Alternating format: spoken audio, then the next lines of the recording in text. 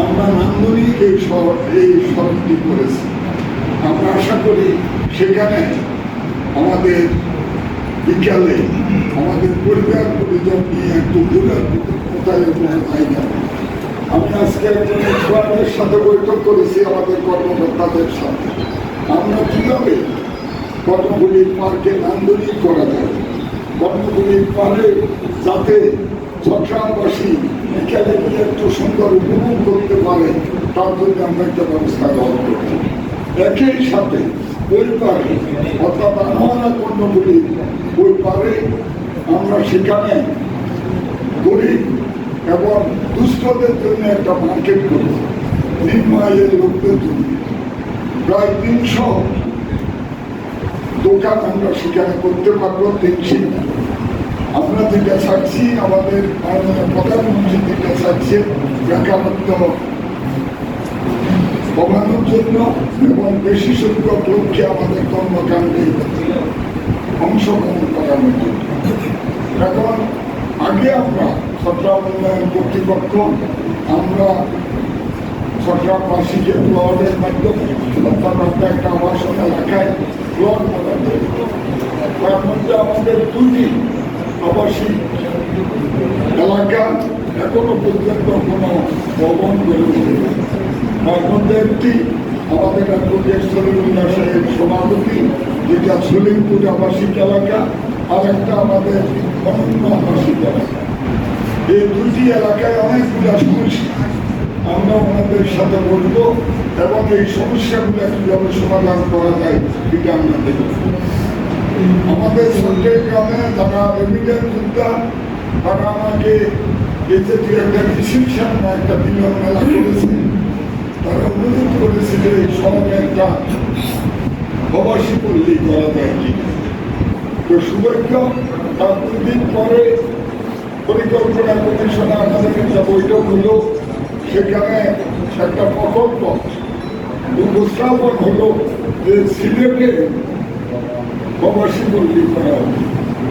সাথে সাথে আমি উঠে বললাম, চট্টগ্রামের সবচেয়ে বেশি লোক আরব দেশে তারা ব্যবসা এবং চাকরি করে, কাজে রেমিডেন্স যোদ্ধাদের জন্য চট্টগ্রামে একটি প্রবাসী পল্লী নীতিগতভাবে সিদ্ধান্ত হয়েছে প্রবাসী পল্লী করা হবে। মাননীয় প্রধানমন্ত্রীর অনুমোদন পেলে আমরা সেই কাজটি করব। আমরা চেষ্টা করব এখন থেকে কোনো প্লট আমরা দেব না, আমরা প্লট দেব বেশি সংখ্যক লোককে আমরা অ্যাকোমোডেশন করব এবং বেশি লোকের কর্মসংস্থান করব। সেই ক্ষেত্রে আমরা 3 ধরনের ভবন করব। নিম্ন আয়ের লোকের জন্য 2 রুমে 2 করব, মধ্য আয়ের লোকের জন্য 3 বেডরুমে এবং সমাজের উচ্চবিত্তের জন্য 5 বেডরুম। এটা আমাদের সরকারের নীতিগত পরিকল্পনা। কাজে এই কাজগুলো আমরা করার চেষ্টা করছি। পাশাপাশি আমাদের সড়ক যেগুলো ফাঁকর, আমি যেহেতু এই লাইনে দীর্ঘদিন সম্পৃক্ত ছিলাম, এখানে ফাঁকি দেওয়ার কোনো সুযোগ নেই। আমরা অক্সিজেন এবং সড়কে আমাদের চলাচলের অনেক উন্নতি হয়ে গিয়েছিল। দ্রুত গতিতে আমরা এটা সংস্কার হাত দিয়েছি এবং এটা কাজ আরম্ভ হয়েছে। আমি যেদিন গিয়েছি সেদিন ভালো মানের বীজ ছিল, গতকালকে কিন্তু সেখানে খারাপ মানের বীজ দিয়ে কাজ আরম্ভ হয়েছিল।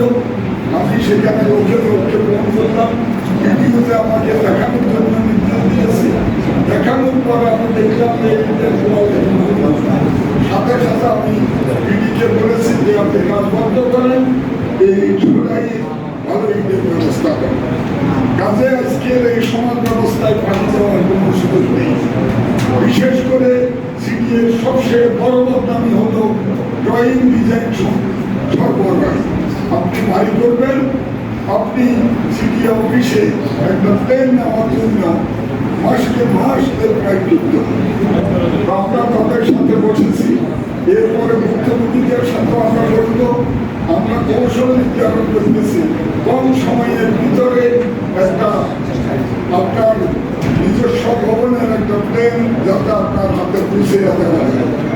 সেই ক্ষেত্রে চট্টগ্রাম নাগরিকেরা যারা বাড়িঘর করে তাদের আমাদের মধ্যে একটা ফাঁকি একটা উদার সৃষ্টি হয়েছে যে রাস্তা ছাড়ে না এবং দুর্বৃত্তে একটা এলাকায় এবং ড্রয়িং ডিজাইন যাতে ফলো করে সেটার জন্য তদারকি বাড়ানো দেওয়া সুন্দরের সমস্যা পরিবহন সেক্টর এটাকে ঢেলে সাজাতে আমি মাননীয় নৌপরিবহন মন্ত্রী রাজীব আহসানকে বলেছিলাম যে আমাদেরকে একটি আধুনিক সিটার সেই তখন বলতো আজকে স্টিমারের প্যাসেঞ্জার কয়জন হয়েছে বলাতে আপনি জানেন আর বললাম ভাই এগুলো খবর করে দিয়ে দেবেন আজকে পরিবর্তন করতে হবে আমরা কাজ করবো কিন্তু মানসিকতা যদি পরিবর্তন না হয় তাহলে কিন্তু আমরা ভালো সেই ক্ষেত্রে আমাদের পরিকল্পনা আছে আমাদের মাননীয় সংসদ সদস্য একটু সুস্থ হয়েছে আমি কালকে টাকা দেবো হয়তো আমার সাথে কথাবার্তা হবে আমরা খুব কম সময়ের ভিতরে সেরা বৈজ্ঞানিক নিয়ন্ত্রণ মন্ত্রী নৌ পরিবহন মন্ত্রী তাদেরকে সুযোগ দেব প্র্যাকটিক্যালি তাদেরকে এই যে আমাদের সড়কে বা ভরবাড়িয়া এই রুটে আমরা তাদের আরো একটু আধুনিক করতে এখানে দিয়ে দিয়ে খুব দ্রুত সময়ে কাজ করতে গিয়ে গল্পগুলো যেভাবে সেভাবে করেন অর্থাৎ জোয়ারের দিকে সর্বোচ্চ জোয়ার সর্বনিম্ন বাটা এবং মাঝামাঝি দিকটা পল্টন বসানোর কথা এটার জন্য একটা সংস্থা করতে হয় তৈরি করতে হয় তারা সেভাবে না করার কারণে এই প্রকল্পটা মানে আধুনিক হয় না পাশাপাশি সমুদ্রের কূলে আমরা যদি খালের ভিতরে নিগরানি হওয়া করি তাহলে আমার মনে হয় এটা স্থায়িত্ব বাড়বে আমরা ইতিমধ্যে এই মুক্তাসারাম তার সঙ্গে কুমিরা সড়কে বাজার প্রতিষ্ঠানগুলো আমাদের সুবিধের সরকার করে সেগুলা 24 কোটি করেছেন আপনার উল্লেখ করেছেন রাস্তা